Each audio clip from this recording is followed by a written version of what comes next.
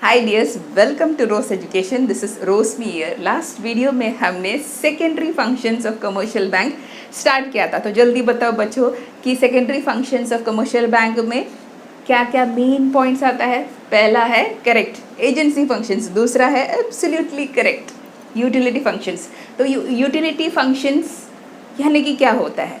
Utility functions यानी कि bank अपने क्लाइंट्स को कुछ सुविधाएं या प्रोडक्ट्स देते हैं, जिसको यूटिलिटी फंक्शंस बोला जाता है।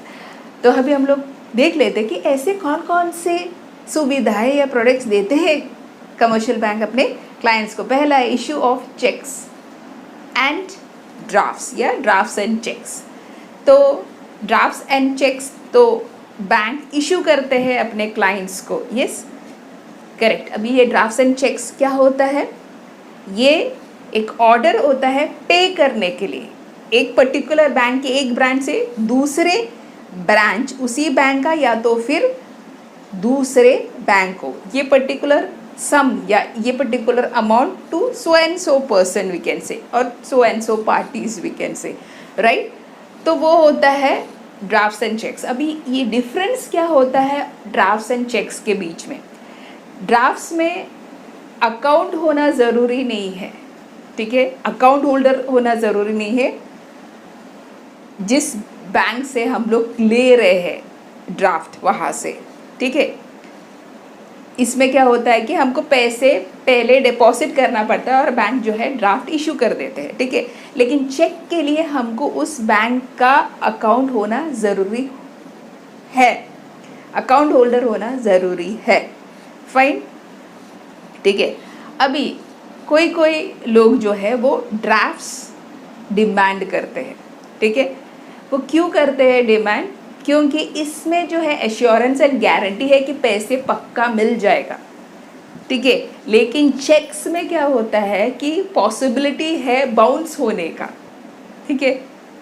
तो इसलिए जो है प्रेफर ज़्यादा करके ड्राफ्ट्स करते हैं, लेकिन चेक्स भी एक्सेप्ट करते हैं।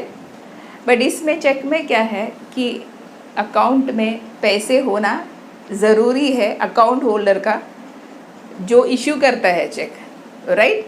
तो ये डिफरेंस होता है ड्राफ्ट्स एंड चेक के बीच में। फाइन। और ये ड्राफ्ट्स इशू करने के लिए बैंक कुछ कमीशन चार्ज करते हैं, ठीक है। फिर दूसरा पॉइंट है लॉकर फैसिलिटी। अभी अगर आप लोग ने बैंक विजिट किया होगा तो आप लोग ने देखा होगा कि छोटे छोटे छोटे छोटे ऐसे टक टक टक टक ऐसे बॉक्सेस देखा होगा, ठीक है। लॉकर्स आप लोग ने देखा होगा, ठीक है।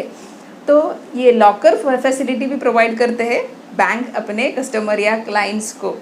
तो ये किस लिए होता है? ऑफ कोर्स हमारे जो वैल्यूबल्स है या गोल्ड के जो ऑर्नामेंट्स है या तो फिर इम्पोर्टेंट डॉक्यूमेंट्स है वो वहाँ पे हम लोग सेफ रख सकते हैं बैंक में। हालांकि इसके लिए हम लोगों को रेंट पे करना पड़ता है, यानी कि 1 साल का हम लोगों को कुछ चार्जेस पे करना पड़ता है, फाइन। लेकिन वहाँ पे जो है हमारा जो सामान है या वैल्यूबल्स है, डॉक्यूमेंट्स है या गोल्ड ऑर्नामेंट्स है वो सेफ रहेगा। घर पे हम लोग अगर गोल्ड वगैरह रखते हैं तो वो चोरी होने का चांसेस है, पॉसिबिलिटीज़ है, फाइन। बैंक में थोड़ा सा रेंट देना पड़ेगा, अलग बात है, लेकिन वहाँ पे हमारा सामान तो सेफ रहेगा, ठीक है। तो वो होता है लॉकर फैसिलिटी। अभी तीसरा है प्रोजेक्ट रिपोर्ट्स। अभी प्रोजेक्ट रिपोर्ट्स यानी कि बुकलेट फॉर्म में होता है, ठीक है। अभी ये प्रोजेक्ट रिपोर्ट्स में क्या होता है? प्रोजेक्ट रिपोर्ट्स से फॉर एग्जांपल मैं अपना बिजनेस खोलना चाहती हूँ, ठीक है। तो मुझे कौन कौन से प्रोडक्ट्स जो है वो मैं बेचना चाहती हूँ, या तो फिर मेरा प्राइसिंग स्ट्रैटेजी क्या रहेगा, या तो फिर मैं कौन से मार्केट में वो प्रोडक्ट्स बेचना चाहती हूँ, ठीक है। इसके अलावा मैं कैसे वो मेरा जो प्रमोशन स्ट्रैटेजी वो कैसा रहेगा, कैसे प्रमोट करूँगी, मैं कैसे गुड्स मैन्युफैक्चर करूँगी, मैं कैसे गुड्स जो है वो ट्रांसपोर्ट करूँगी। इन शॉर्ट बोलेगा तो जो पूरा डिटेल्स है मेरे बिजनेस के बारे में वो जो है वो प्रोजेक्ट रिपोर्ट में लिखा रहता है, ठीक है। तो बैंक जो है ये प्रोफेशनल वे में करके देते हैं। बोलो हायर करते हैं या रखते हैं ऐसे प्रोफेशनल लोगों को, ताकि अगर कोई बिजनेस करना चाहे तो उनको जो है प्रोजेक्ट रिपोर्ट जो है अच्छी तरीके से बना के दे सके। ठीक है, इसके अलावा अगर फीसिबिलिटी स्टडीज़ करना है, अगर फीसिबिलिटी स्टडीज़ यानी कि अगर मैं एक पर्टिकुलर बिजनेस मेरे माइंड में है खोलने का, लेकिन मुझे पता नहीं है वो चलेगा क्या नहीं चलेगा, तो उससे रिलेटेड जो भी स्टडीज़ है ना वो बैंक मेरे लिए करके देंगे, वो प्रोफेशनल लोग जो है वो लोग मेरे लिए वो स्टडी करके देंगे। फाइन, तो ये होता है फीसिबिलिटी स्टडी। तो ये जो सर्विसेज है, प्रोजेक्ट रिपोर्ट्स, फीसिबिलिटी स्टडीज़ वगैरह जो है, बैंक बिजनेसमैन या बिजनेस वुमेन या जो बिजनेस कर रहे हैं उनको जो है करके देते हैं। फाइन, अभी ये प्रोजेक्ट रिपोर्ट मैं क्यों बनाऊँ, क्या ज़रूरत है इतना बुकलेट फॉर्मेट में इतना पैसे सब खर्चा करा के प्रोफेशनल वे में बैंक से करवा के क्यों लूँ मैं? अगर मुझे लाइसेंस चाहिए, ठीक है, अगर क्लियरेंस चाहिए गवर्नमेंट अथॉरिटीज़ से वो बिज़नेस खोलने के लिए, तो ऑफ कोर्स जो है मुझे प्रोजेक्ट रिपोर्ट प्रेजेंट करना पड़ेगा। इसके अलावा अगर मुझे लोन चाहिए बैंक से या तो फिर उधार में मुझे चाहिए किसी और जगह से, तो भी ये जो है ये एक इम्पॉर्टेंट डॉक्यूमेंट हम लोग बोल सकते हैं, प्रोजेक्ट रिपोर्ट। ठीक है, इसके अलावा अगर मुझे रॉ मटेरियल्स परचेज़ करना है सप्लायर से या मशीनरी परचेज़ करना है, ठीक है, तो इसके लिए सब जो है ये प्रोजेक्ट रिपोर्ट्स की ज़रूरत पड़ेगी, तो ये इम्पॉर्टेंट है। ठीक है, तो वो प्रोफेशनल वे में कौन करके देंगे हम लोग को? कमर्शियल बैंक करके देंगे, क्योंकि वो लोग हायर ही करते हैं प्रोफेशनल लोगों को। अभी चौथा है गिफ्ट चेक्स। बैंक जो है इशू करते हैं गिफ्ट चेक्स अकाउंट होल्डर्स को और नॉन अकाउंट होल्डर्स को भी देते हैं, इवन गोल्ड कॉइन्स भी देते हैं। ठीक है, तो अभी जो आप लोग ने देखा होगा बड़ा सा एक चेक कॉन्टेस्ट में देखा होगा, कॉम्पिटिशन्स में वगैरह, टीवी में जो होस्ट होता है, बड़े बड़े चेक जो है, जो पहला जो है सबसे जो फर्स्ट सिंगिंग कंपटीशन में आया उसको बड़ा सा 1 करोड़ का जो है चेक दे रहे, वो सब क्या है? ऑफ कोर्स गिफ्ट चेक है। इसके अलावा अभी जो छोटे छोटे चेक होते हैं कलरफुल, जो हम लोग शादियों में दे सकते हैं या तो फिर बर्थडेज को दे सकते हैं। ठीक है, और अगर हम चाहे तो हमारे जो क्लोज रिलेटिव्स के शादी में वगैरह गोल्ड कॉइन्स वगैरह दे सकते हैं। तो ये सब जो है फैसिलिटी या सुविधाएं जो है कमर्शियल बैंक करके देते हैं अपने क्लाइंट्स को। Fifth point is of under writing services. ये जो है हमने पहले भी सीखा है एक वीडियो में, ओके, विद एन एग्जाम्पल। अभी भी हम लोग एकदम जल्दी से एक एग्जाम्पल के थ्रू अगेन वो समझ लेते हैं। Bank under writing services provide करते हैं। ठीक है, अभी से फॉर एग्जाम्पल ABC कंपनी है, टोटली नया कंपनी है। ठीक है, अभी ABC कंपनी को अपने बिजनेस में पैसे लाना है ना, कैपिटल लाना है ना, ऑफ कोर्स लाना है।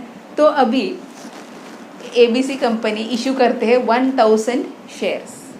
ठीक है, लेकिन ABC कंपनी को बिल्कुल भी पक्का नहीं है कि मिनिमम 90% सब्सक्रिप्शन भी होगा करके। ठीक है, अगर से फॉर एग्जाम्पल अगर 800 ही बिक रहा है, तो अगर ऐसा होता है तो ABC कंपनी को रिटर्न करना पड़ेगा या रिफंड करना पड़ेगा। ऐसा क्यों भाई? ये इसलिए क्योंकि as per companies act 2013 and SEBI के मुताबिक जो है रूल है कि मिनिमम 90% सब्सक्रिप्शन होना ज़रूरी है, वरना रिफंड करना पड़ेगा। तो यहाँ पे जो है 900 तो बिकना ही पड़ेगा। ठीक है, तो यहाँ पे जो है मदद आती है अपना बैंक का, क्योंकि वो अंडर राइटिंग सर्विसेज प्रोवाइड करते हैं कमीशन पे।